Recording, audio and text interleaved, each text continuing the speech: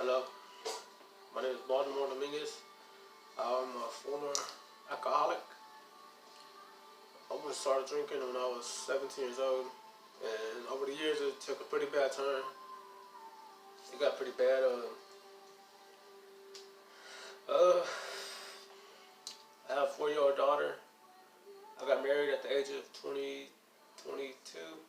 I was married for like 2 years. I had a daughter with my wife, ex-wife, and I drank beer a lot to the point where I was really violent. I was a violent alcoholic and things, and it's a shade. It's dark past. Well, we went our separate ways. We've been separated for about 3 years now. So I've had several girlfriends, about 2 girlfriends since that time. My last relationship, it was ruined because I was an alcoholic. I kept drinking and stuff. I didn't really care. So that's how we broke up with no explanation. I knew it was because of my drinking, but so this past, I got a new girlfriend. She's older than me, and this is where life started hitting hard. In 2016, I caught my first DWI. I was driving home around 5 in the morning.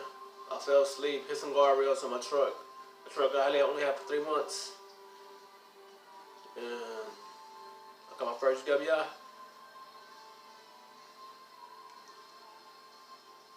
You know, the previous times, years before that, I'd drive drunk and stuff. I'd drive drunk and hit mailboxes and things, fall asleep in my car, be found by police and things, and it's nothing. I never got charged with anything on DWI before my first one. So about a year later, I go to court for my first DWI. They offered me 7 months jail or some ankle monitor. So I take the ankle monitor, and I figured a way to take it off and everything, to take it off and stuff. So I went out to the bars. And get drunk and everything. And one night, May 17, 2017. June 17, 2017. I went out, got drunk, and I've gotten, what's the name? I came home to my house and I got in a fight where I got into a fight with another dude because he slammed my arm and stuff. So I punched 4 windows out because I was under the influence. I punched 4 windows, cut my vein, nearly cut my vein up, barely missed it right here. Cut myself pretty bad on every place and thing, and I'm squirting blood out. My blood is squirting all over the place and everything. And since I violated my ankle monitor, I had to go to jail for 4 months and serve my time in jail. So when I was headed to jail, I told her I was gonna tell my mom I was gonna sober up when I got out of jail. Well, I didn't. People influencing me, and negative influence that brought me back to where I was, the alcoholic again, drunk person. So there goes that. And long story short, the things I've been through under the influence of alcohol, I've slammed police officers, I've choked people, I've gotten plenty of fights. I've been crazy to the point I black out and I don't know what's going on, to the point like over the years I crashed vehicles under the influence. I don't know how I got from one place to another. did distances 45 minutes away to my house. Wake up in cars, people just bomb me. I remember I woke up with a text message one day and from some random number. She said, "Hey, I found you in your car at 7-Eleven. You was passed out. I didn't want you to get in trouble. Like I don't." She said, "Text me if you know." She text me so I know you're safe. You said to leave you outside in front of your grandma's house, and so I texted that number, and there was it was like a guardian angel watching over me that night. Well, I told her thank you. I told her thank you and everything. Thank you for taking care of me. Even I didn't have no clue who she was, but she watched over me. She looked out for me that night. She made sure I got home. Her and her friend made sure I got home. And yeah, so over the years I've been in some pretty messed up situations and things, and I'm supposed to be in a prison right now, or at least dead, for these multiple DWIs. At least multiple DWIs, or just what's the name? Just or just hurting people from cops and stuff, slamming cops. The thing is, when all these things that happen and stuff, they only gave me like the cop I've slammed before. He didn't charge me with no assault to a public servant. He just charged me for a PI. So I've gotten off so many times. I don't know why. Like I really don't know why. It mind blows me sometimes because I'm supposed to be in prison right now, serving years and years and years, and I'm only 26 years old. And I've been fast forward to right now. Met this girl. I say about 8 months ago. You know, I still was drinking everything, and to the point where I getting crazy, and no lights were allowed in this apartment we live in, cause I black out, and I did some pretty messed up things to her. I've choked her. I've got to the point under the influence. I'd kick her doors in, kick the car doors in, and grab her joystick in her car, and I ripped that apart, and like I would say some hurtful things. I would like just say complete hurtful things, and it's not something I'm proud of. But her family was her last time her family was like May 18th, 2019 was my last time I ever drank alcohol. May 18th, 2019 was the last time I ever drank alcohol. And it's because I was drinking alcohol the whole day and everything, because she came to pick me up from my brother's house. And she could tell through my voice that I was under the influence, and I was pretty pissed and stuff. So when she turned that corner to the street I was on, she could see me standing in the street, and she could see my eyes and stuff were just, I was living in so much darkness and everything, to the point where I choked her, and I didn't care. I was living crazy, rebellious. So I got in a fight with my brother that day, and the cops were called, and when the cops came, I got on the floor, I put my hands on the floor and everything. Well, I called my second EWI before that, on November 9th, 2018. I'm waiting for court for that one. But yeah, May 19th, 2019, about 20-something days ago, the cops come, I just throw my hands up, I get on the ground and say, I'm not a fighter. And right now, I already know right there, I'm going to prison. I'm going to go in straight prison time, and I'm just like, I can't do nothing about it. I ain't finna call nobody to bomb me out or nothing like that. So in the car, I just keep my head, I put my head on the whistle and keep my head against the back seat, and so I go to jail. I'm still drunk. I end up in jail. Like, I feel all the remorse that's hitting me and stuff. That's hitting me. It's in me. It's bothering me. It's like, what did I do? Just like, why? But I said I'm gonna own up to my mistakes and stuff, and I found out I got charged with a domestic violence case and a family violence case, which is 2 felonies in the state of Texas. I don't know why, but the Lord had mercy on me that day, because the officer that arrested me, he just charged me for he just gave me a 24-hour hold and in a citation. So I was in jail for 24 hours before they released me around 10 o'clock that night. The next day, Sunday night, and that day I realized I can't. That day I realized I don't want to drink it anymore. I want to quit drinking and stuff. And I'm a straight alcoholic. When my mom, my dad's, both my grandpas were straight alcoholics and stuff. Both my dads, my grandpa's died from it. My uncle is dying from her now. My dad had cirrhosis liver. I'm following in my dad's footsteps. My dad's been in prison 3 times for 3 DWIs. I'm following my dad's footsteps, smoking weed, doing cocaine and all that stuff. Just living in the pure darkness and stuff.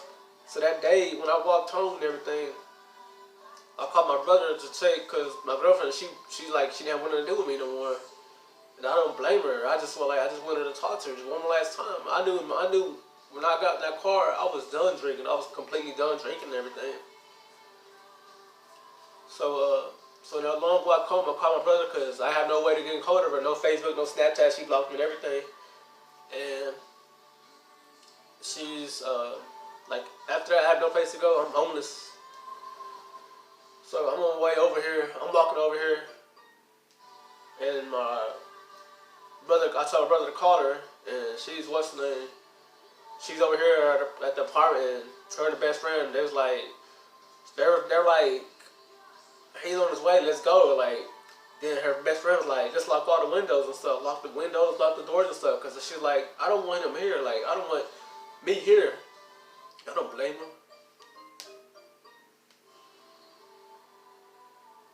I don't blame him and everything. But before I even knew that, they was locking the doors and everything, I didn't know. I was just thinking, I was on the way home, I was on that long walk home. It took me about an hour and a half to get here. You know, I broke down. I broke down and started crying. I cried. I said, Jesus, help me. Take this sickness away from me. I said, take this sickness away from me. And he did. Right there and then, he took the root of my alcoholism. I spent 9 years of my life in darkness and stuff, in pure darkness. And so when I was coming over here, they couldn't lock the door. That door wouldn't lock and stuff. All day that door wouldn't lock. I had no place to go.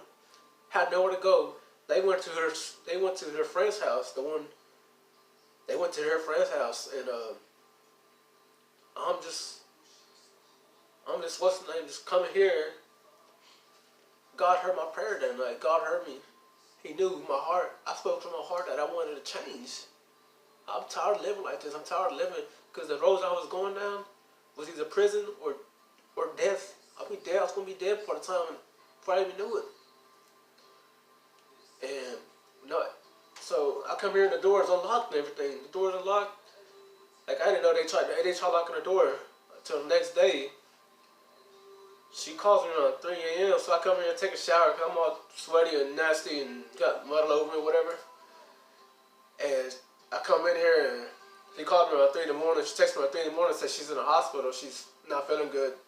And when I talked to her, I was like, can I talk to you? She was still mad at me for the things I've done and stuff. I said, I just want to talk to you, man. She said, yeah, so we finally talked. And I told her, I was like, I'm done with that alcoholism. I'm done. I'm done drinking. I can't do this no more, man. I'm tired of living in darkness and stuff. When I prayed to God, Jesus, that night, when he cured me, I didn't know he cured me right there and then. He took every symptom I had, all the urges you drink, all the withdrawals, no AA meetings, no nothing. He took the root of the sickness and cured me. I didn't know that at the moment. From the days to come, that's when I realized I don't have no urge to drink no more. God's cure for alcoholism is you will dedicate your life. This is after that. I opened my Bible up. Opened my Bible. My dad got me, and I just started reading it. And just like just thirsty for it. Like just thirsty just to know, fully know what's going on. And so like, well, about a week ago,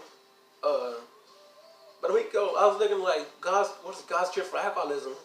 It says when you listen to God's cure for alcoholism, He will take the root of all your sins of the alcoholism, and you will have a new perspective on life.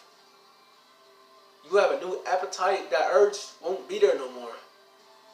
He said, but you will dedicate your life to Christ. And before I even knew that, I was doing that. Days after that, days after I got out of jail, days after that, I was just in the Word, constantly just writing things down in the Bible. For the people out there that are struggling with addictions or anything like that, struggling with alcoholism, turn to Jesus. Jesus will help. I promise. He cured me. I'm a living witness. I used to live in darkness. Now I live in light. I live in the Lord's presence now. And I pray every night. We pray every morning, and she has never felt so much better in her life to be comfortable around me. My daughter's happy to be around me. My daughter's happy to be around me because I was a violent alcoholic. And I'm in the Word throughout the day to the point where I'm helping people. I'm trying to help as much people to turn to Jesus, man. He will heal you with whatever you're going through. He will heal you. I don't do drugs no more. I don't smoke weed. I don't drink. I don't have no desire to do none of that. I don't have Facebook. I deactivated my Facebook. I just have Snapchat, and I barely watch TV. What I'm doing right now is I'm just constantly in the Bible, reading, learning with everything that it's given me, trying to get to know God and Jesus. God had mercy on my soul. May 19th, 2019. He had mercy on me. I felt I was blessed enough to have a second chance at life. I was blessed enough. Now I owe the Lord my life to help others and stuff, to help other people that's going through the same problem like I did. It's possible. Let it come from your heart. You really want to start drinking? Let it come from your heart. Mean it. Mean everything you say, and He will cure you. You won't have no desire to drink again. You have a new perspective view on life. Everything. That's my story. I just want y'all to know it's possible. It's possible. Anything's possible through Christ.